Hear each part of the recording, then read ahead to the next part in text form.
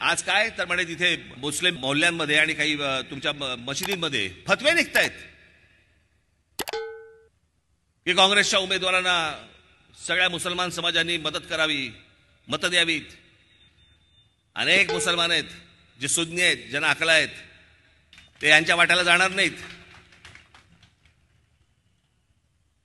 त्यांना समजते काय चाललंय राजकारण. ते आता या निवडणुकीच्या तोंडावरती हे तुम्ही फतवे काढताय. समजले कोण हे तुम्ही? मुस्लिम समाजाला काय समजलात तुम्ही? तुमची घरची गुरढोर आहेत.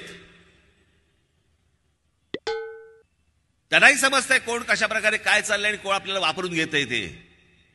पण बघा, निवडणुकीच्या तोंडावरती फतवे काढले जात आहेत. काँग्रेसला मतदान करा, उद्धव ठाकरेंच्या शिवसेनेला मतदान करा. जर हे मशिदींमधनं हे मौलवी जर समजा यांना फतवे काढत असतील की यांना मतदान करा म्हणून, मग आज राज ठाकरे तुम्हाला आज फतवा काढतो. माझ्या तमाम हिंदू बांधवांनो, भगिनींनो आणि मातांनो,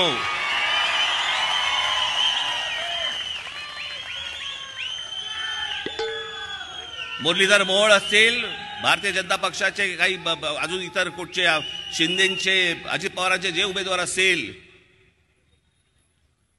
त्याला भरघोस मतांनी मतदान करा. हे जे अनेक लोकांची जी चळवळ चालू आहे ना, चळवळ